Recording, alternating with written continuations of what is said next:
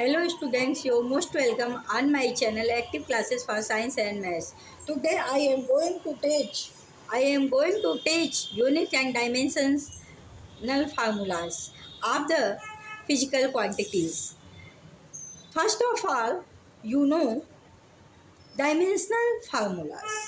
The formulas which are used to define a physical quantity in the terms of fundamental quantities are called dimensional formulas. कोई भी चीज़, कोई भी formula जो हम dimensional formula के रूप में यूज़ करते हैं वो डिफाइन करने के लिए होता है एक फिजिकल क्वांटिटीज़ को in the terms of fundamental quantities are called, तो उसी को हम डायमेंशनल फार्मूलाज कहते हैं। फॉर एग्जांपल, जैसे देखिए मास को कैपिटल एल से, जब डायमेंशनल फार्मूला यूज़ करते हैं तो मास को हम कैपिटल एम से डिनोट करते हैं। लेंथ जहाँ आती है, जैसे कहीं लेंथ आ जाए, रेडियस आ जाए, विड्थ आ जाए, डिस्टेंस आ जाए, वहाँ पे कैपिटल एल, डायमेंशनल फार्मूला में कैपिटल एल का यूज होता है। और टाइम के लिए कैपिटल टी का यूज होता है। बाकी जो अदर टर्म्स हैं उनके लिए भी अदर सिम्बल्स का यूज होता है। तो आज आपको हम बताने जा रहे हैं बेसिक क्वान्टिटीज़, उनके एसआई यूनिट्स, उनके सिंबल और उनके डायमेंशनल फार्मूलीज। तो आप ये देखें कि हमारे 7 बेसिक क्वांटिटीज़ होते हैं। फर्स्ट आपका है length. Length is SI unit of length is metre. SI unit of length is metre.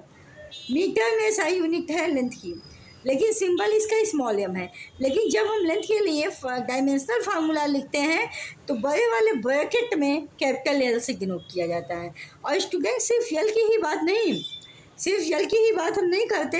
अगर विड्थ दिया हो, रेडियस दिया हो, डिस्टेंस दिया हो, जितना भी डिस्टेंस वाली चीज़ें हो, सब जो है डायमेंशनल फार्मूलाज में ब्रैकेट में कैपिटल एल द्वारा डिनोट किया जाता है। सेकेंड है मास का एसआई यूनिट है किलोग्राम, लेकिन इसका सिंबल जो है केजी है।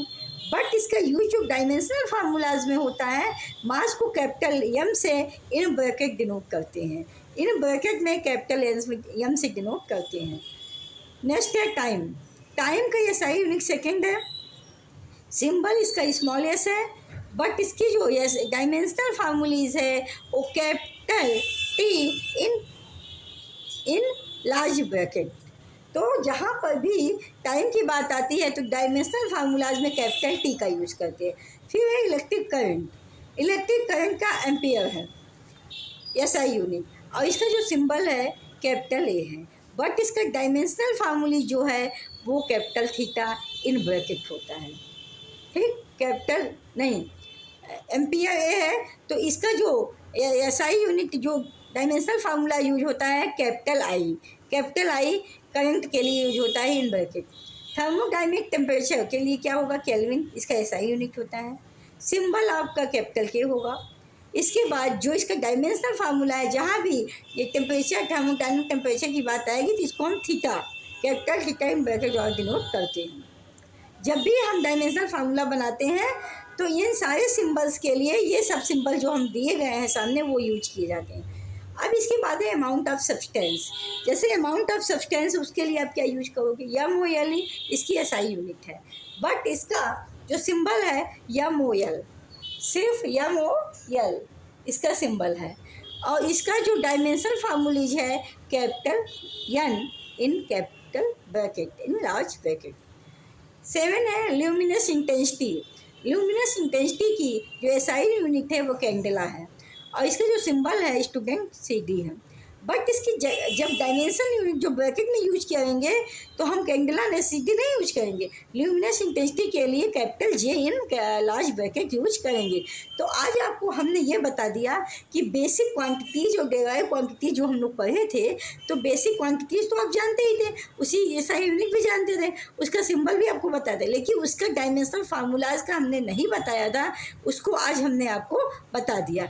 तो सिंपली आप देखें कि ये जो सामने लिखे गए हैं डायमेंशनल फार्मूला, जब बात आए तो इसी सिंबल के द्वारा कैपिटल ब्रैकेट में लिखा जाता है। जैसे मास है तो कैपिटल एम, लेंथ है तो कैपिटल एल, टाइम है तो कैपिटल टी। मास, अब देखिए इलेक्ट्रिक करंट है तो कैपिटल आई, टेम्परेचर की बात है तो theta capital theta, amount of substance की बात है तो N, capital N in bracket, लेकिन ये जानिए ब्रैकेट में लिखना बहुत ज़्यादा कंपलसरी है। और यहाँ पे देखिए इल्यूमिनस इंटेंसिटी कैंडेला CD है तो कैपिटल G। तो यहाँ पर आप आज समझ गए होंगे कि ये क्या है बेसिक क्वांटिटीज़, क्या है डायमेंशनल फार्मूलाज, क्या है उसकी SI यूनिट, क्या है उसके सिंबल और क्या है उसके डायमेंशनल फार्मूलाज। तो इस तरह से आपको सारे टर्म्स यूज करने हैं जब डायमेंशनल फार्मूला की बात आएगी। कहीं कहीं पे अगर कोई टर्म नहीं होता तो भी जब हम डायमेंशनल फार्मूला पूरा लिखते हैं तो हम ज़्यादातर MLT के फॉर्म में लिखते हैं। तो जब मान लीजिए किसी भी चीज़ में M नहीं है, मतलब मास का वहाँ जिक्र ही नहीं है, तो M पावर 0 लिख देते हैं। तो M पावर 0 का मतलब 1 होता है, तो मतलब मास नथिंग हो जाएगा। तो चूँकि वो डायमेंशनल फार्मूला अच्छा लगे ठीक से बनाने के लिए MLT का जनरली यूज किया जाता है। जो सिंबल वहाँ नहीं रहते उसका पावर 0 लिख दिया जाता है, और जो सिंबल वहाँ रहते हैं अगर 1 पावर में तो सीधा सिंबल लिखते हैं, और पावर 2 3 -3 होता है तो उसको पावर में लिख देते हैं। तो उसकी चर्चा स्टूडेंट आगे जब हम पढ़ाएंगे तो आगे करेंगे। तो आज बताइए आपको ये वीडियो कैसी लगी। हमने आपको बेसिक क्वांटिटीज़ के डायमेंशन लिखना बताए हैं। तो ये बेसिक क्वांटिटीज के डायमेंशन है। जब हम डेराइव यूनिट और उनके डायमेंशंस बताएंगे तो इन्हीं बेसिक क्वांटिटीज़ से, इन्हीं SI यूनिट से इनके डायमेंशनल, उनके डायमेंशनल इसी के बेस पर बनेंगे। इसलिए ये बात पहले बताना बहुत ज़रूरी है। तो आप इसे कॉपी में नोट कर लें। अगर आपको इसमें कोई प्रॉब्लम होती है जिसको आप हमसे कमेंट बॉक्स में डालकर उससे आप डिस्कस कर सकते हैं। आज के लिए स्टूडेंट इतना ही। कल फिर मिलेंगे derive unit and their dimensions, dimensional formulas. तो आज हमने आपको डायमेंशनल फार्मूलाज क्या होता है उसके बारे में भी आपको बता दिए। तो thank you so much, good afternoon. अगर आपको हमारा वीडियो पसंद आता है तो इसको लाइक शेयर सब्सक्राइब करना ना भूलिएगा। इसे अपने फ्रेंड्स में भी शेयर कीजिएगा ताकि उन्हें भी बेनिफिट इसका मिल सके। Be happy, be healthy in your life always. Love to you all, take care, thank you so much.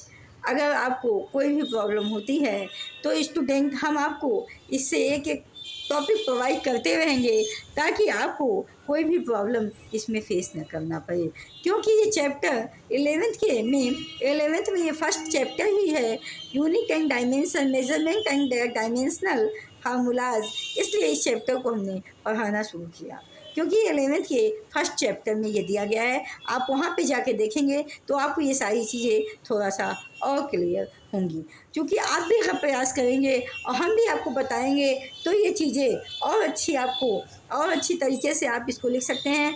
और अक्सर एग्जामिनेशन में डायमेंशनल फार्मूलाज पूछा जाता है कि वेलोसिटी का डायमेंशनल फार्मूलाज क्या है, एक्सीलरेशन का डायमेंशन, तो हम सब उसकी जिक्र करेंगे। इसके लिए नो डाउट आप को इसमें परेशान होने की कोई ज़रूरत नहीं है। हम इसको आगे क्लासेस आपको देते रहेंगे। आप कंटिन्यूटी बनाए रखिए ताकि इसका बेनिफिट्स आपको लगातार मिलता रहे।